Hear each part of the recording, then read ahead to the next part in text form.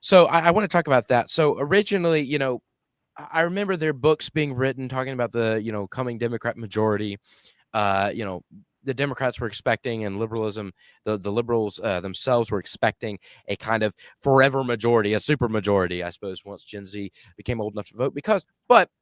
But that's, Gen Z has come of age, and now that's not happening. In fact, Donald Trump won majority of the young male vote in 2024. Mhm. And we're seeing an uptick continuing, especially after the assassination of Charlie Kirk. We're seeing an uptick of voter registration in the Republican column.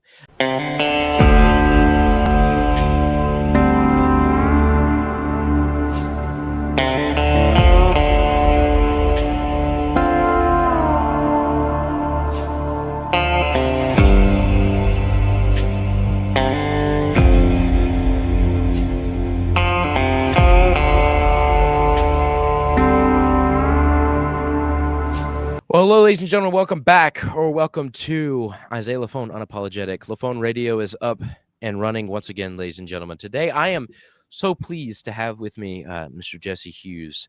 And today, we're going to be talking about Gen Z's turn towards conservatism and the uptick of conservatism among Gen Z. So, Jesse, how are you doing today? I'm doing great. How are you? I am doing excellent. It's a great day to be alive.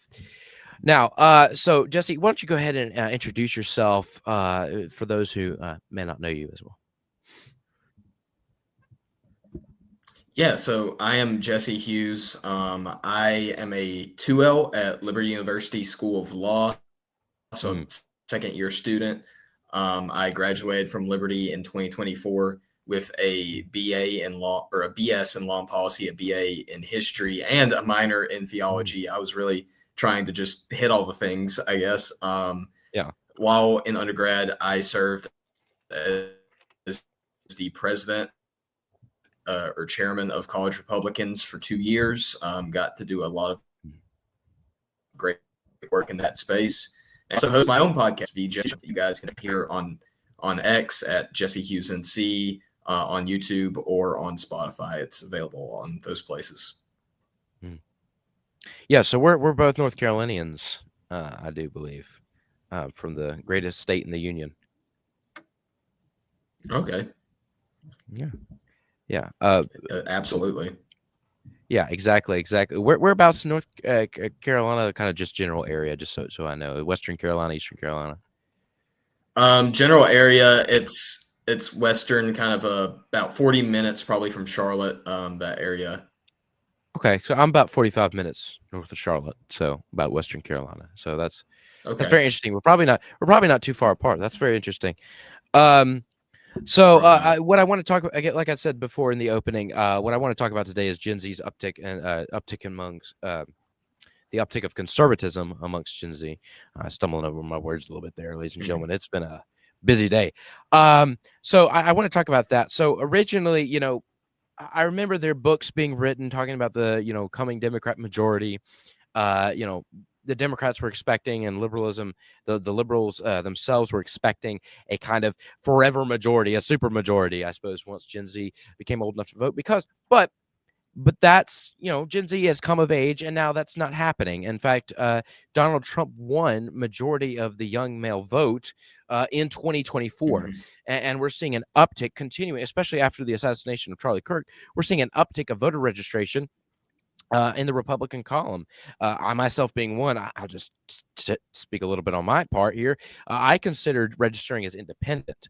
I didn't know, I didn't really care one way or the other. It's not really that I didn't care. It's just I didn't think either party really spoke for me, and so I was just going to be independent. But after 2024 election and the events coming after that, I pretty much well knew that I wanted to be registered Republican, and I am registered Republican to this day.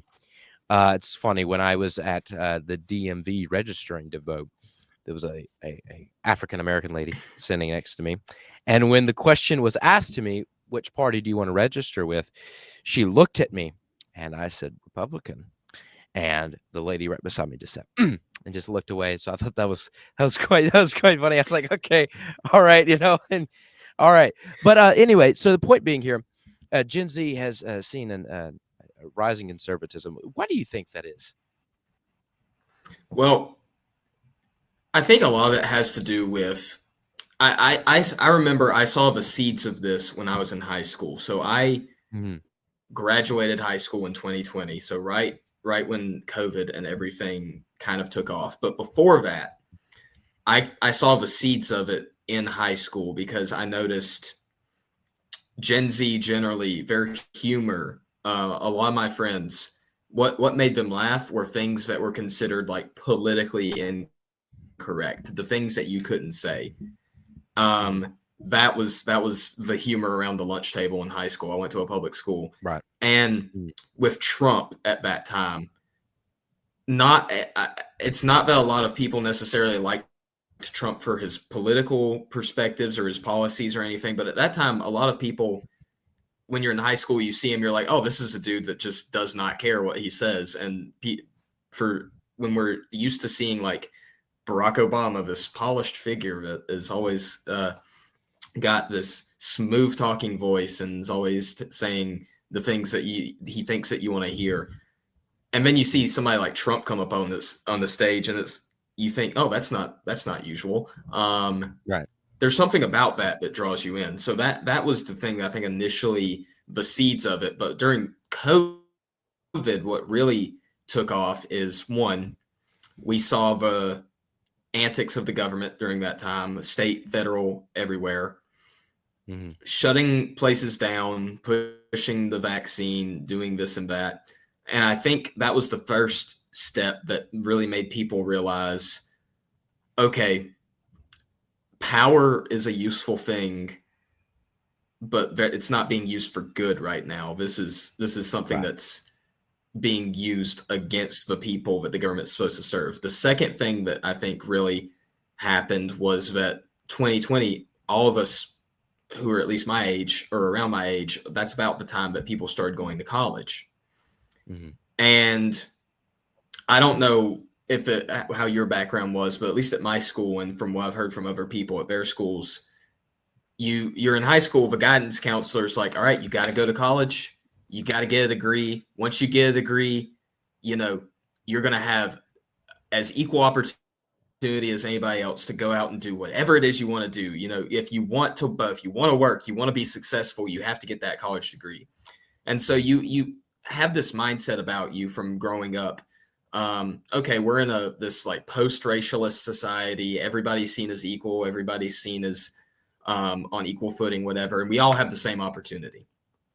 Then college comes.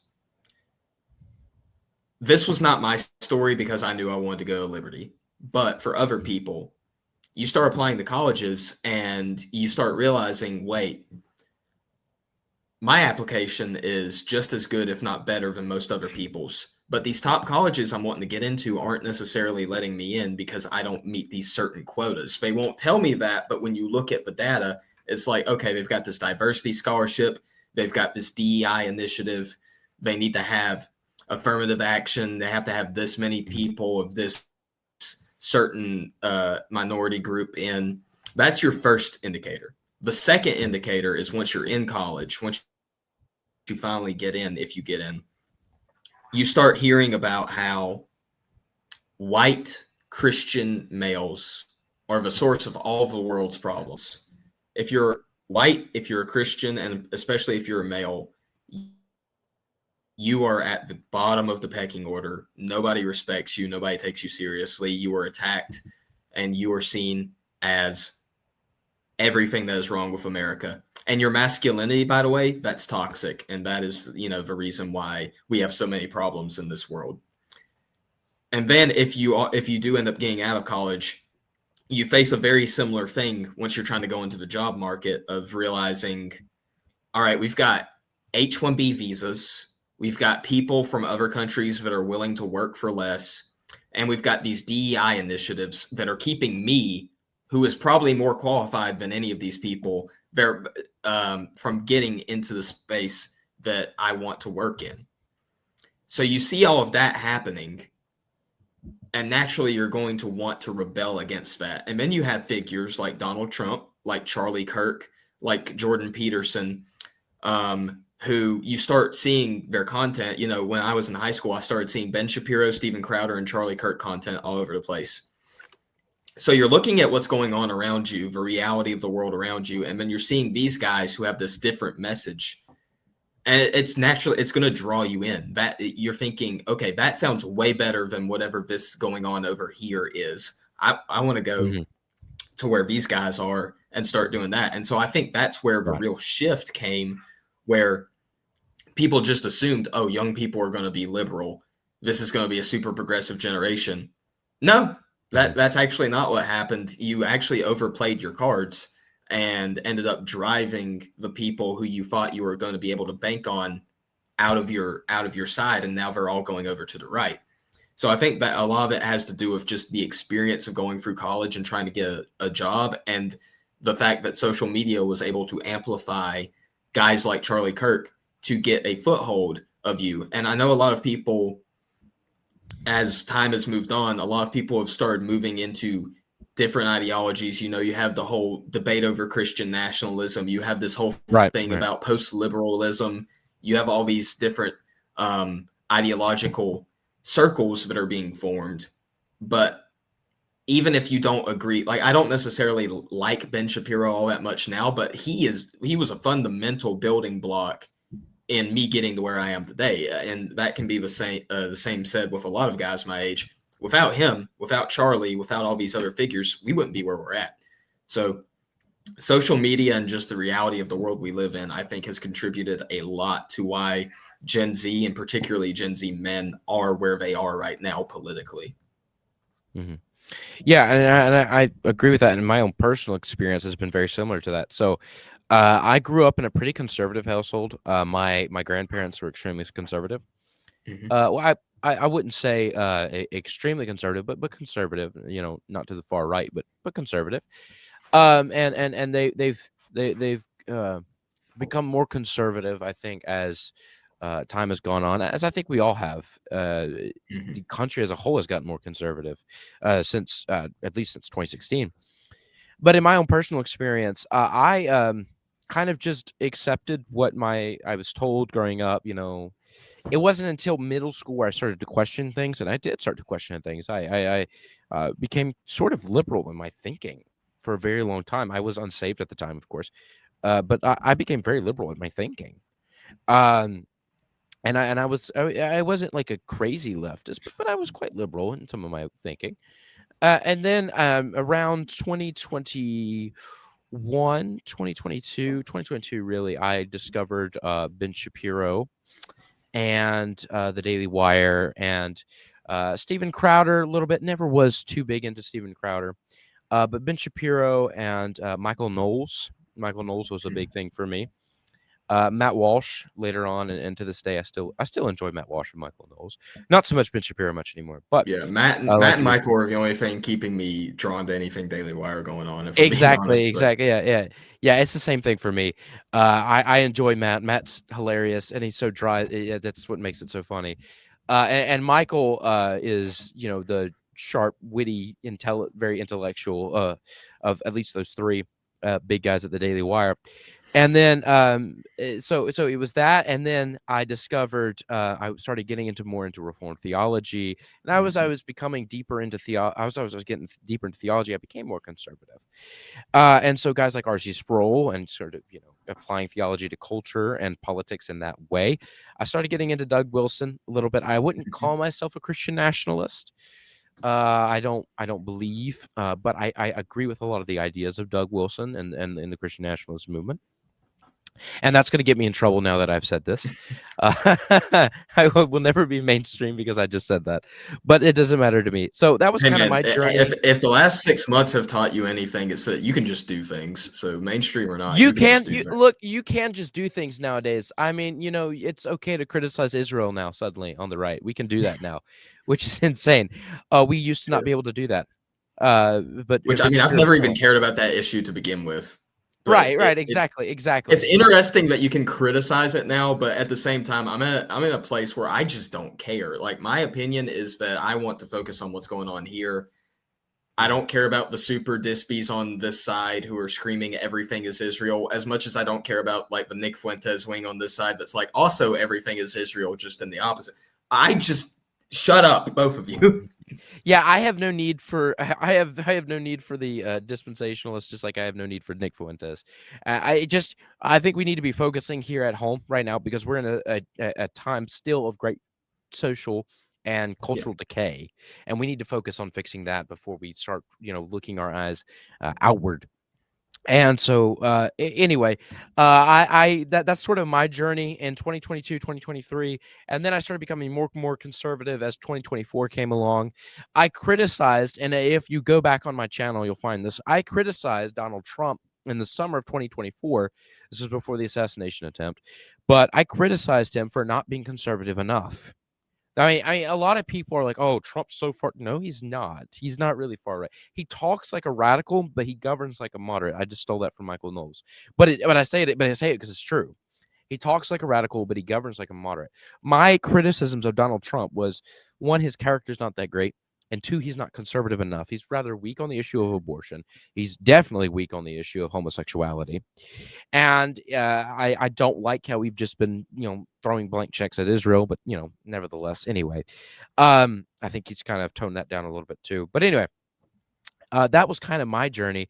And I didn't find a ton of voices, kind of in my, theological, political, sphere. So I thought, might as well make my own channel, which I've been doing now for a year now. But anyway, yeah, that's my own journey. I remember COVID as well, because COVID, 2020 seemed like a crucial turning point, even though Joe Biden did win the election. And it seemed like as conservatives, as Republicans, we were going backwards. 2020 was still a very crucial turning point. I remember in school that year, I remember pretty clearly because I have no idea how I passed that year. I was in 7th grade that year. I have no idea how I passed. I didn't do any of my work. And sort of you were kind of incentivized almost to be bad students during that time. Because you didn't have to show up to class, you didn't have to come to the at least in my school district, you didn't have to come to the Cisco WebEx meetings or things of that nature, right? So you were almost incentivized to be a bad student, and I think that really hurt the education of a lot of our Gen Z brethren who were in school at that time. And but I really think 2020 was a turning point. Do you agree with that?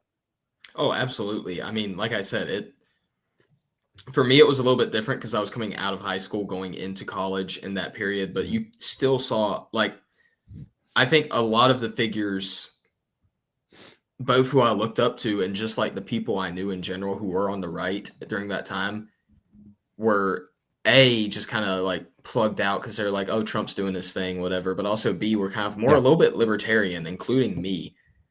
Mm-hmm. And then you realize those who just want to be left alone, as noble of a goal as that is, are not going to get the privilege to be left alone when the other side of the political spectrum and the other side of the aisle decides that they want to dictate everything about your life.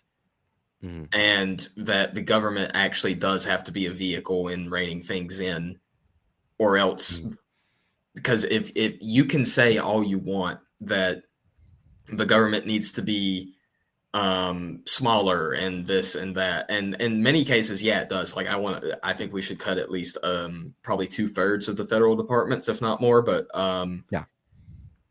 there still is a necessity for government, and there still is a necessity for good people to be running that government and using it for righteous ends, or else you get COVID and you get grandmas who were 100 yards away from the Capitol building on January 6th getting thrown into jail, and you get all sorts of. You get the former president of the United States, his home being raided by the FBI. You can't just be left alone. Like, somebody has to be in charge. And if you get somebody who is in charge, then yeah, you can kind of take a step back and stop worrying about it as much. But there have to be those good people in those places who are willing to do things and willing to even make what might be unpopular decisions, or else you're going to end up in the mess that we've been in for the last 6 years. Mm-hmm. Right. Yeah. And then I would argue it's been longer than that. I would argue since the 1960s, Well, yeah. America's been going downhill. You know, I say that because that's when, you know, you had the rush of Supreme Court decisions removing prayer from public schools, removing the Bible from public schools. And when a nation, a society rejects God, the blessings that it had received beforehand are going to turn into curses. I think that's what we're living under right now. That's why I argue that, and I tell people, I say, look, you know, one election isn't going to change and fix the United States of America. 2 elections, 3 elections, 4 elections. We could have a Republican majority for 50 years. It's not going to fix America. What's going to fix America is the culture itself. See, politics flow downstream from culture. You fix the culture, you fix the politics. You don't want crazy Democrats being elected. Well, we need to go to the source. The source, you don't just beat them at the ballot box. The source is the culture and the cultural corruption that's going on right now. So you reform the culture, bring the culture back to Christ, penetrate the culture with the message of the gospel. This is where I'd start to agree with the Christian nationalists and sound like a Christian nationalist. You penetrate the culture with the gospel, and then you fix all the other problems that we've been worrying about and that we want to fix. And that's what I would agree to that to a certain extent, but I think that the line that politics is downstream of culture, you know, you hear that from, and it started with Andrew Breitbart. You've heard it for years. Is true to a certain extent, but I think politics can also inform culture, and that's why I'm passionate about trying to reform both. Because, for example, Obergefell, pre-Obergefell, the culture was largely against gay marriage. Like, that was something that was just a no. Like, and immediately after it, like in the immediate aftermath, people were like, no, this is horrible. We shouldn't have had this. What's happened since? We have had a rapid cultural capitulation to not only homosexuality, not only the LGBT movement, but we're at the point now where the thing that it took to wake people up to that this was a bad idea was the fact that we had men racing against women in swim meets, and the fact that we had states saying, yeah, a child can come in and change their gender without their parents' knowledge. We shouldn't have even had to have gotten to that point. But the Supreme Court dictated that gay marriage is okay, and it led to the culture capitulating on the issue. So I think in many circumstances, politics is downstream of culture, but also culture is downstream of politics. It's not a one or the other. It's a continuous circle that feeds into each other. And so that's where I think that, yes, you do have to have people out there engaging in the culture, changing people's minds, having these open debates, doing what Charlie Kirk did.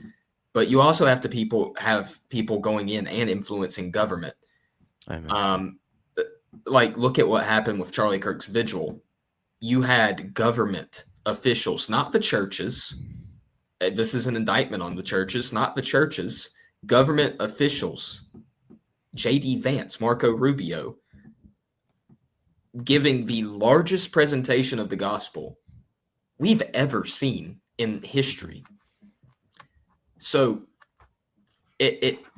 you have to have people in both. I agree that it's not a purely political solution, but I think that politics plays into it a lot more than what many people realize, for that reason, that the government, the politics is influenced by the culture, but the culture can also be influenced by politics. Yeah, and I think I would agree with that too. I would say, you know, our institutions, you know, not just politics, but also our institutions, being Harvard, Princeton, Yale, I think they've lost their influence a lot over the past 15 or so years. But our institutions can shape our cultural thought as well. I mean, that's why I am a Presbyterian, a member of the Presbyterian Church USA. Why am I in a liberal denomination? Because I'm part of the Reconquista, the part of the movement to take it back from the liberals who now hold the keys to power. Most of the Peace USA is conservative. Most of the Peace USA, most of our members voted for Trump in 2024. It's the leadership at the top that's still so liberal. But I believe in our institutions as they once were, and the cultural influence that the Presbyterian Church, again, or the Episcopal Church, although it's going to be a bit harder to take that one back. Or in my neck of the woods, the Southern Baptist Convention. or the Southern Baptist Convention. Yes, the cultural influence that these denominations have. I believe in that, and so I think I would agree with you there on that. Politics can have a huge impact on the culture, and I think that. I think the Supreme Court decisions which overturned, say, prayer in schools, or or the Bible in schools, or the Ten Commandments in schools, I think those decisions also sped up the sexual revolution and the secularization of America that took place in the 1960s. Would you agree with that? Oh, absolutely. I mean, there's a reason why, and I haven't read this book. I need to read this book, but there's a reason why Corey Caldwell, in his book Age of Entitlement, calls the Civil Rights Act like the new founding constitution. Because once you get that in place, however noble the motives of the Civil Rights Act were, which, I mean, yeah, there were bad things going on at the time that needed to be changed. I will agree with that. However noble the motives were, it became a vehicle to help force in radical feminism, radical racial policies like DEI, all these radical things. It precursed the sexual revolution. The Civil Rights movement was the precursor to the sexual revolution. It was the precursor to the LGBT movement that we see today. It was the precursor to all of this. They're fighting from the same playbook.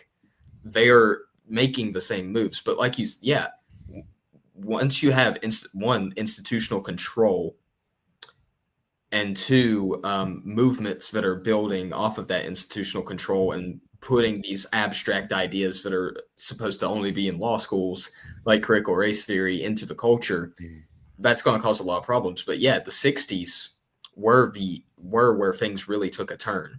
That is where I think a lot of the issues that you see today came from. However, I think you can even go back further than that and have start seeing precursors. For example, the First Amendment, the Establishment Clause of the First Amendment, was never applied to the states until 1947.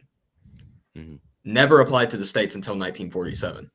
The courts didn't really even apply any of the Bill of Rights or anything in the First Amendment, any of the Bill of Rights, to the states.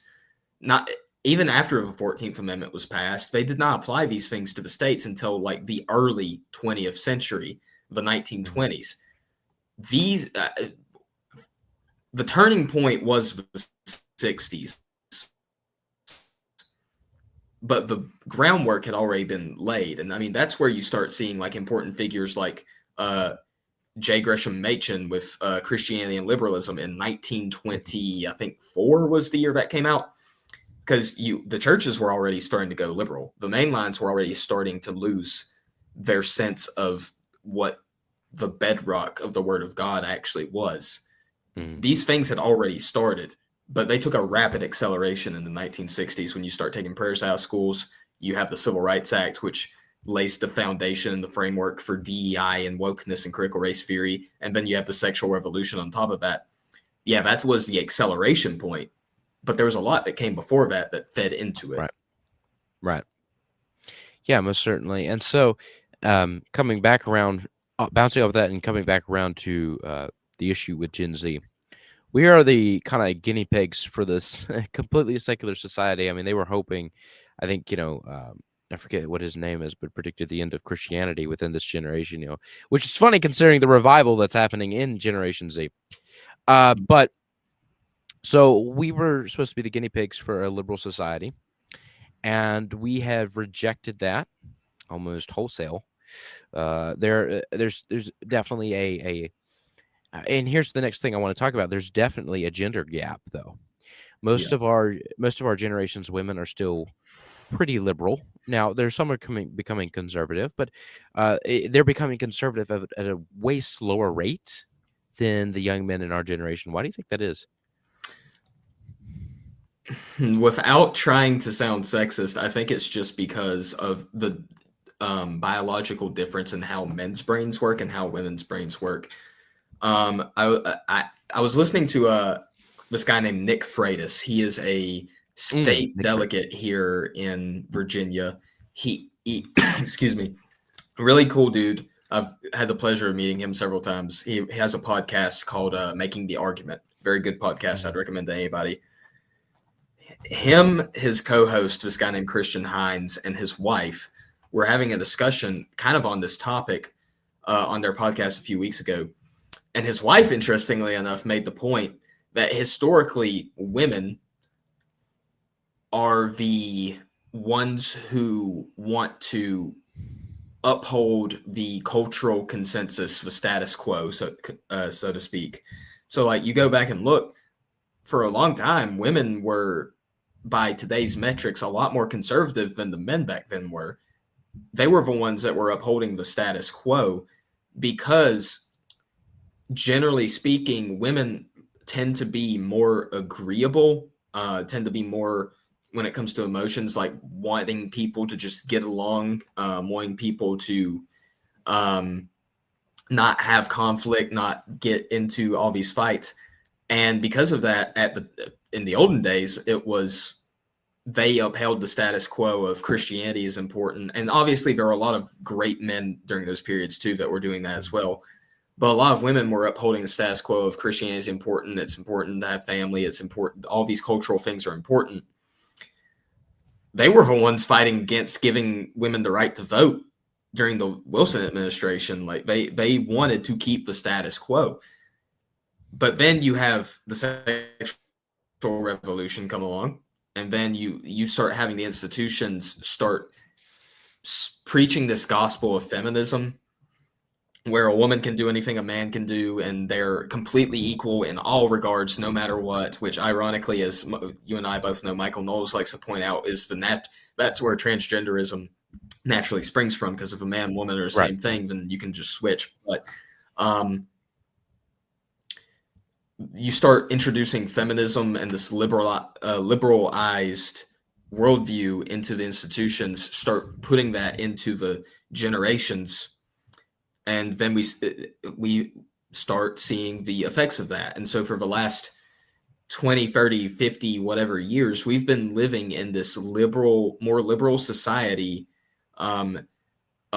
People refer to it as like the post-war consensus, we've been living in the shadow of the post-war consensus after World War II. And a lot of women have been indoctrinated into feminism, but they also, because of just how they are wired, want to keep the status quo of things. And so because the status quo for the last however many years has been this liberal society, they probably are they're not as willing to change things as some of the guys are.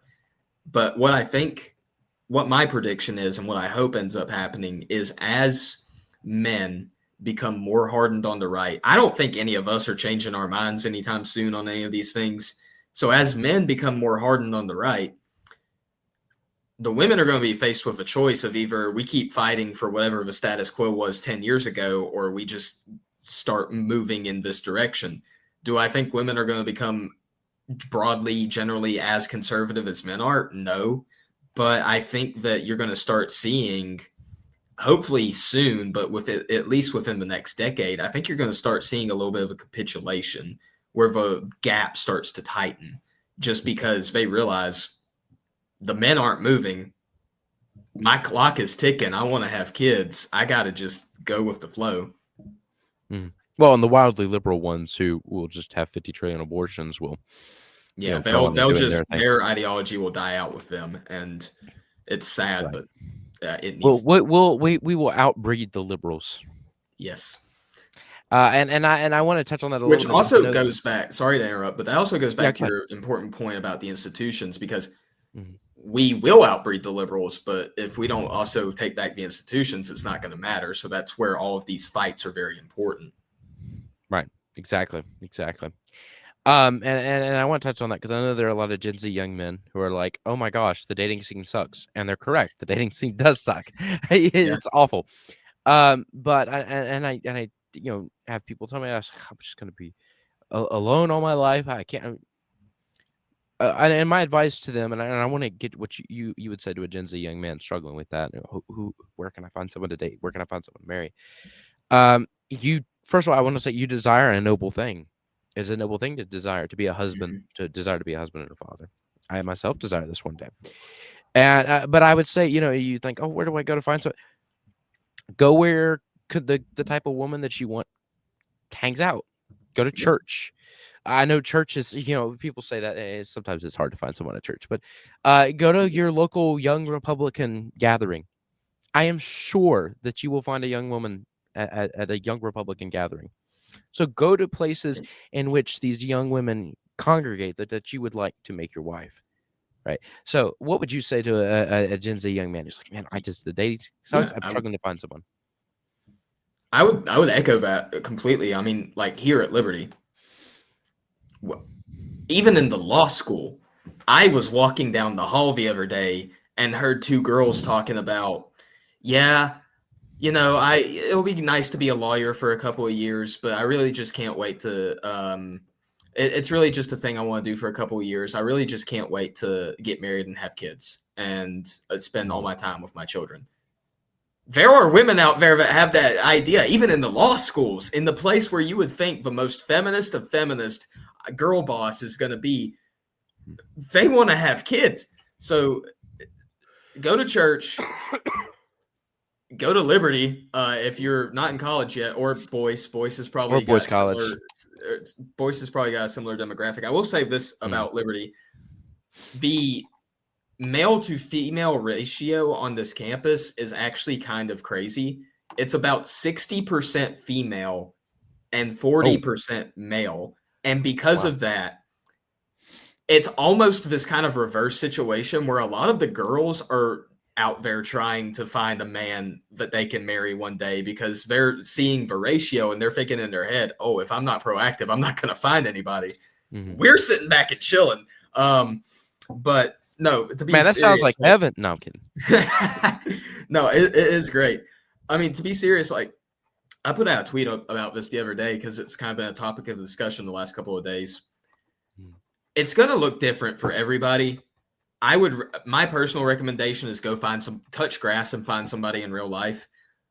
I am a little bit hypocritical in that regard because my fiance, I literally slid into her Instagram DMs. That's how I met her. But it works. It works. You gotta do what you gotta do. You gotta shoot your shot. Like if you're just, no matter what you end up doing, if you just sit around and you say, women suck, the dating scene sucks, I'm not going to find anybody, and then you don't take initiative, yeah, you're going to be alone the rest of your life because you're not doing anything to fix your situation. You got to do something. And so God, with rare circumstances accepted, God's not just going to drop your wife in your lap one day. You have to be willing to go out and take the initiative. But yeah, go to church, go to TPUSA events, go to conservative young Republican things in your town. Go to, if you are on a conservative campus like Boyce or like Liberty, just go walk around and talk to people. I've gotten more phone numbers in the line at Starbucks on campus than I probably would have in any other circumstance. Like you just have to go out and do things. And don't be afraid of no, because you're going to hear a lot of no's before you hear yes. That's just the reality of things. It's strange. We're in this strange place where it seems like in every single aspect of life, guys our age are willing to take insane risks on everything to the point where sometimes I question their discernment. But then when it comes to dating and women, it's like we freeze. We don't know what to do. You just got to take risks. You got to take initiative, and you're going to get told no. It's going to happen. The first woman you walk up to and start a conversation with and you think things are going well and you ask for a number, it's probably going to be a no. I'm sorry. That's just how things happen. But that doesn't mean that you just give up. You guys keep trying. You got to keep going out and doing things. And so just, take initiative and be ready for the no and hopeful for the yes. And you don't know where things are going to take you. I mean, do what I did. Just slide in somebody's DMs if you can't figure out with anything else. Social media is this weird thing now where you have basically everything you want to know about this person right there in front of you, and you can make a determination like that. okay, this is somebody I would be willing to date. Maybe not this person, whatever. Slide in, do it. Just send a DM. Just do it. Reply to their story, and just whatever. Just do something, and don't be corny about it. I mean, a little corniness can be flattering, but don't be a schizo freak or something, and just be normal. That's another thing that guys, be normal. Like, I get it. We all joke about being autistic. We've all of our moms took Tylenol when we were in the womb. I get it. We probably are autistic, but it's okay. We probably are to some extent. I mean, especially me. But don't be weird. Just be normal. Just be a. You don't have to You don't have to go up to somebody and start talking about how Pat Buchanan was right about Hitler and that World War II could have been avoided, or that, you know, the real reason that we have these problems today is if you go back to the 17th century when this random obscure thing happened and it led to this person. Just be normal. Hi, how are you? What's your major? Where are you from? Not what's your opinion on the Jews? Like, nobody opens a conversation with that. If you go up to a girl, if you go up to a girl and your first question is, "So, what do you think about the Jews?" You're probably not getting anywhere. Yeah. Yeah, exactly. Yeah, I mean, like, you know, you may get you may like I got recently. You may get a yes, and you go on a couple dates, and then she says, "I don't think this is gonna work out." Okay. That's fine. You know, it's life. You know how many times I was rejected. I never had not throughout high school. I had one girlfriend freshman year, like for 2 months. That was my entire high school experience. I didn't have a girlfriend at all in high school, so you're already doing better than me. Well, you see, but you're gonna get told no quite a lot, you know, but you just keep doing it. You just get back on the saddle and you keep doing it, you know, and you can't sit down and around. Oh my gosh, it's over. You could be sad. Oh man, I keep getting rejected. That's kind of sad, but and I would encourage you to, if you keep getting rejected, assess what might that be. Are you not well groomed? Are you not well spoken? You know, those things can be fixed. You can. Are you lacking in another department? Maybe you're not. You don't think you're that intelligent? You see this right here? Interesting? Yeah. You see this right here right now? My hair used to be like this long. Mm-hmm.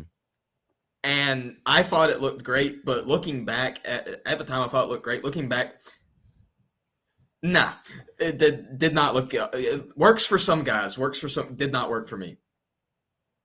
Cut my hair. Next thing you know, sliding in this girl's DMs. Next thing you know, oh, I've got a fiance now. So yeah, you know, sometimes appearance is more important than you think it is. What would you say about this? The curly haired mullet. I think what you've got going on. Mullets are in right now for some reason. Like, especially if girls like country music, which is for some reason like 90% of the women I've met. I think the mullet actually does. It's a good draw.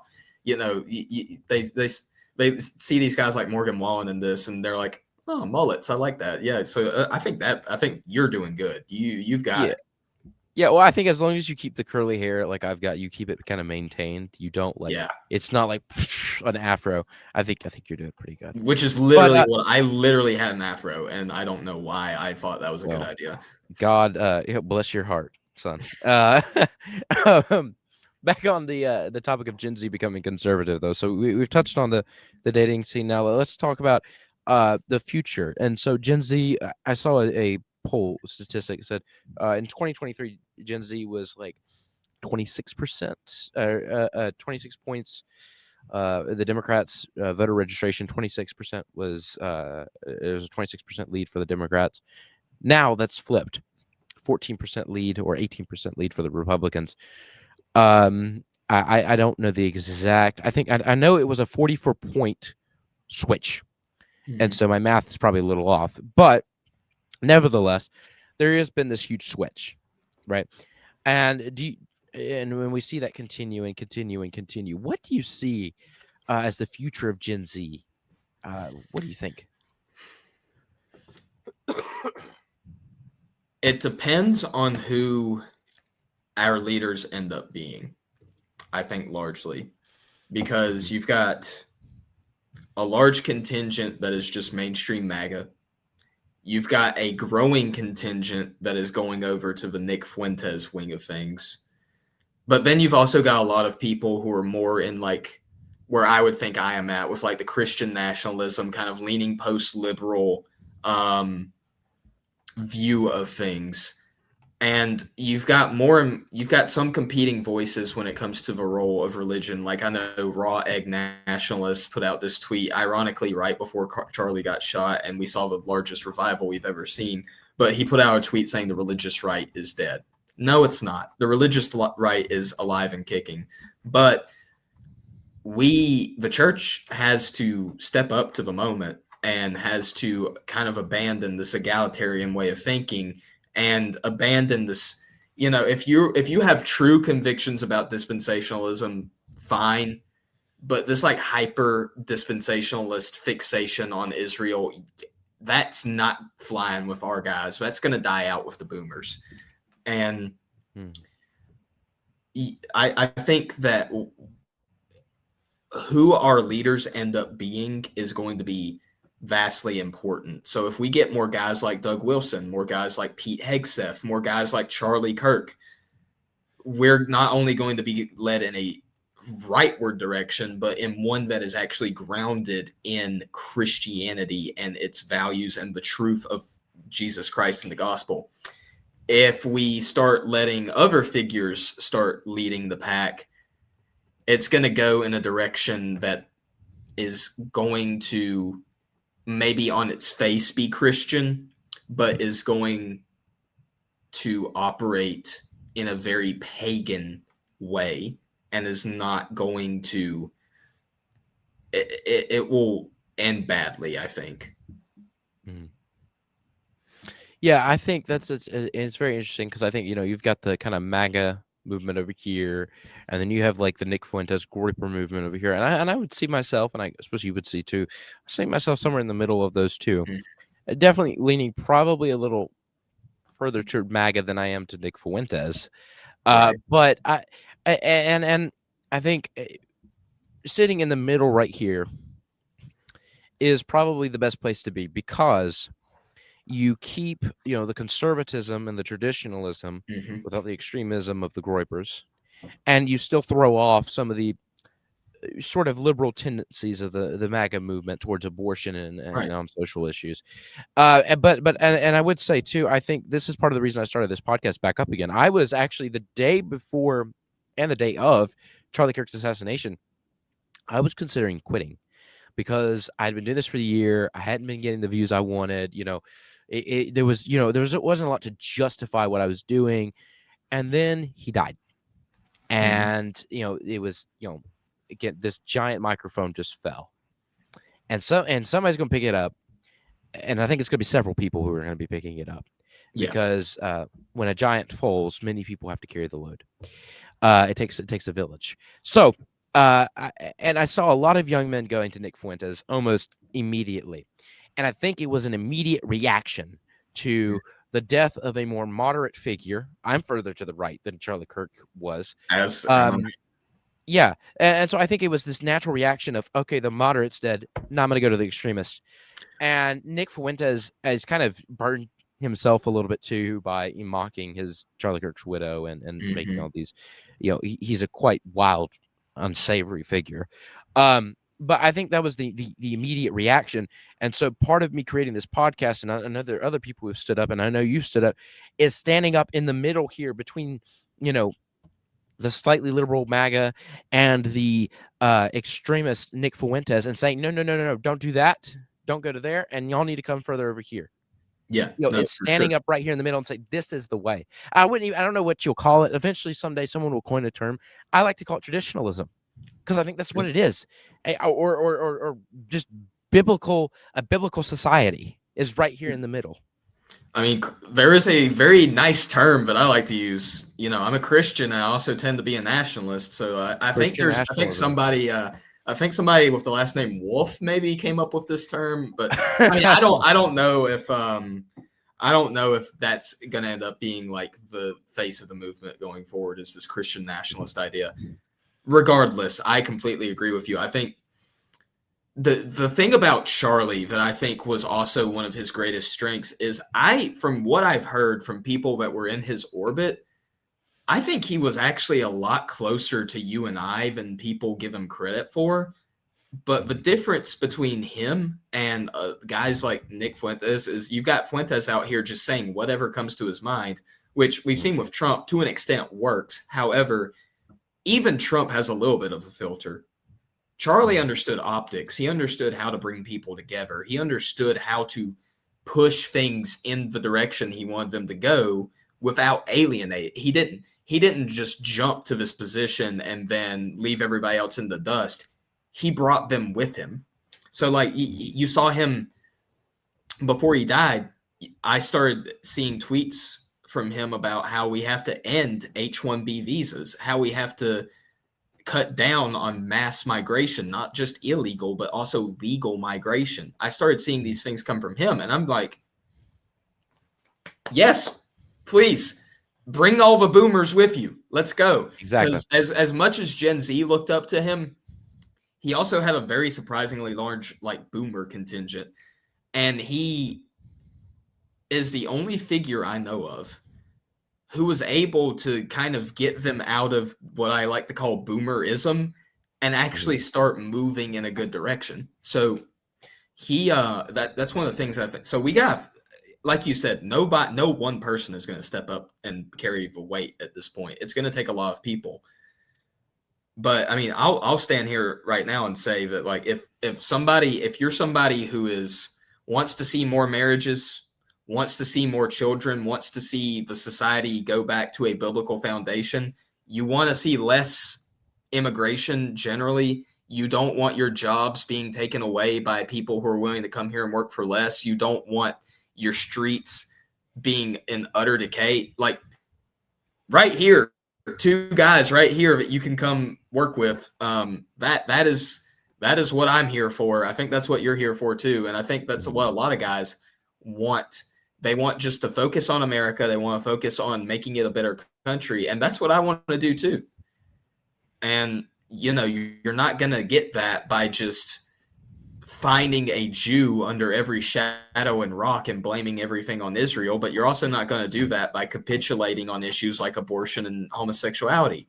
You've got to have a firm foundation. Mm-hmm. Yeah, most certainly. And I would say too, because I have an idea for something, and I guess I can go ahead and announce it now.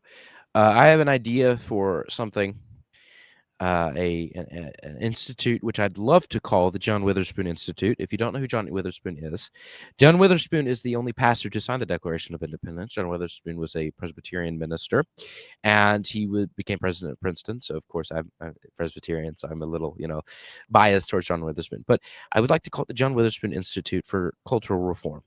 And I'd like it to be the largest conservative traditionalist think tank, academic think tank in the United States, possibly in the world one day. And so I haven't started it yet. I haven't started any of the process for that. I'd like to. So, but if you are watching this and you're like, and what we basically do is write a lot of articles, do a lot of academic work, publish papers, publish books, do podcast. We probably have a podcast network. If that's something you're interested in, my email's in the description. And just show me the dotted line, and I will sign right now. Hey, people get in contact with me. I love talking with people. And so if you just, you hear that and you say, yeah, that's something I want to do, get in contact with me. I'd love to, and we'll see where you fit, and we'll go ahead and get working on that because I'd love to start that. John Witherspoon is a hero of mine. It's funny you mentioned that because similarly, me and a couple of guys I know here at the law school are thinking about, we don't have a name for it yet, unlike you, but we have this vision for this organization that is adjacent to Turning Point, that does something similar to Turning Point, but fills the gap.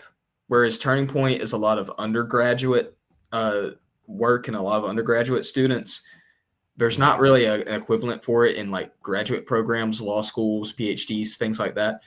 And we want to fill that gap. And so I think this could be something that could work alongside what you're wanting to do as well. Because, where did critical race theory come from? It came from critical legal theory. Where did critical legal theory come from? Oh, the law schools.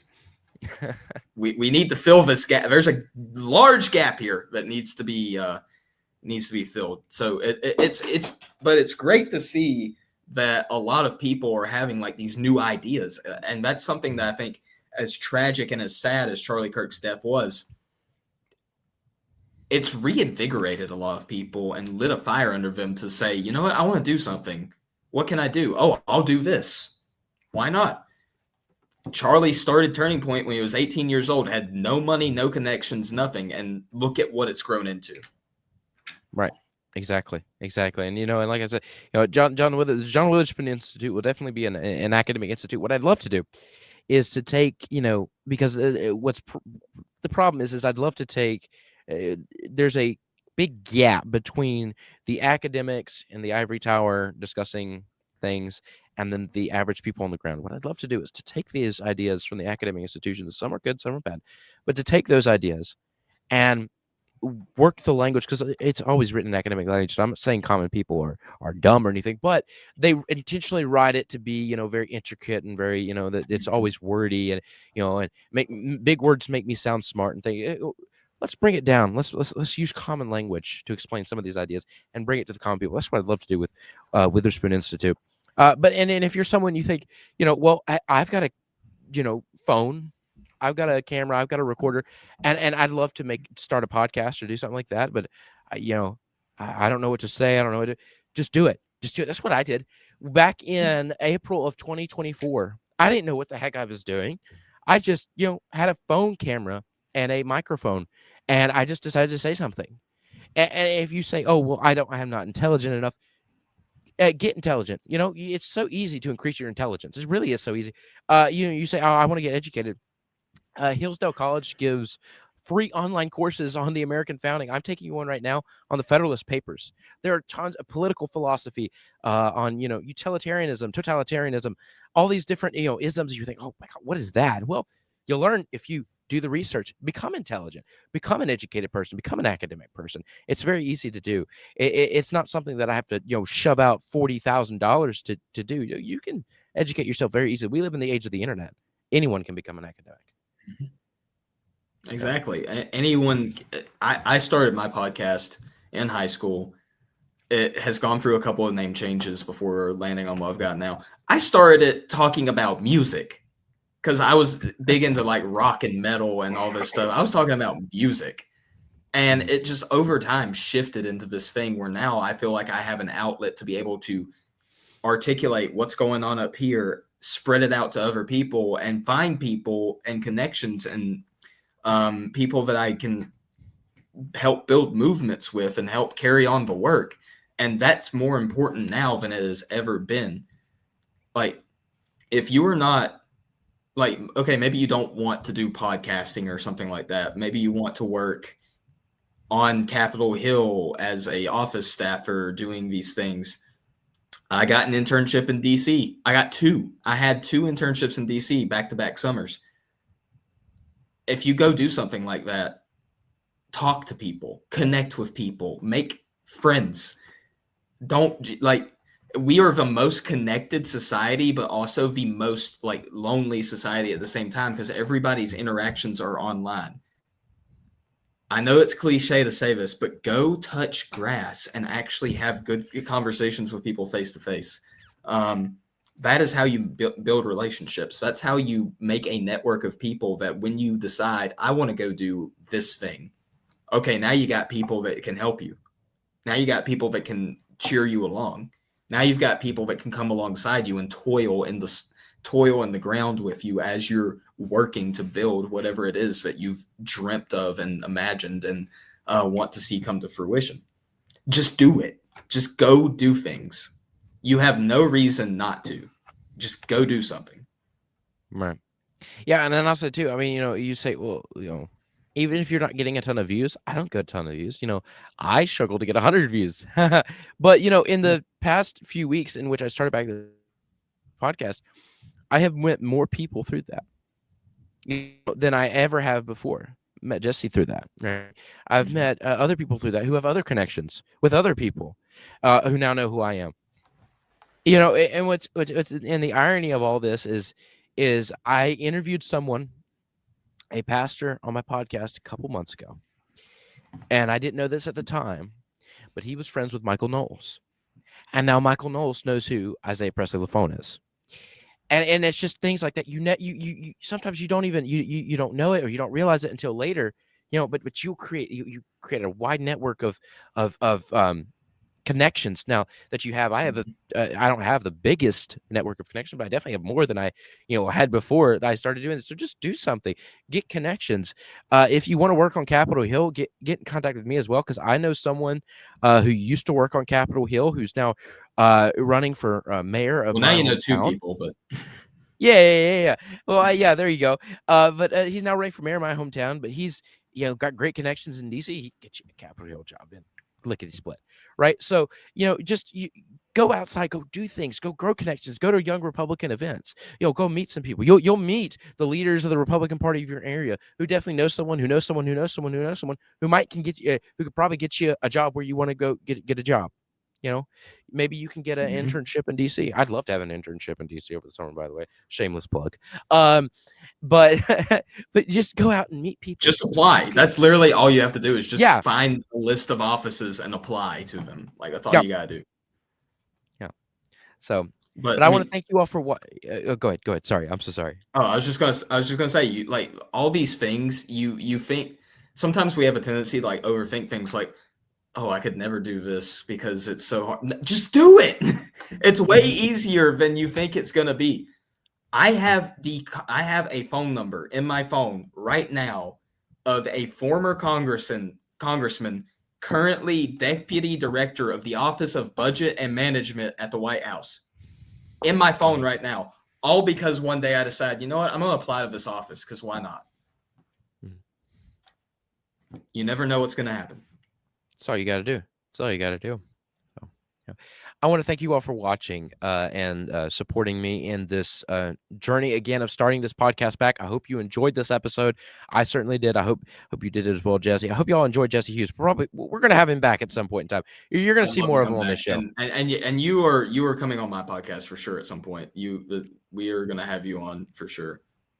Well, thank you. I appreciate that. I really do. So, ladies and gentlemen, make sure to like and subscribe and share this video if you found it helpful. I know at least one of you did, but please make sure to share it, like it, leave a comment down below. It really helps out the algorithm getting this video out there. And, if you hated this video, make sure to hit the thumbs down button twice and tell me how much you want me dead in the comment section. I love to see it. Love to see it, ladies and gentlemen. It really brightens my heart. All right. Thank y'all so much, and God bless. See y'all next week. You've been listening to Isaiah Lafone Unapologetic. Thank you so much for listening to us today. If you would like to support my ministry and work, you can do so by going to my website, which will be linked in the description. That'll be isaiahlafone.com, and you can go to the donate section and give there. If you cannot give monetarily, please make sure to continue to pray for me and do the normal things like liking this video and subscribing and sharing if you found it helpful, as it really helps out the channel. Thank you so much, and we appreciate your support. God bless you, and may the peace of Christ go with you.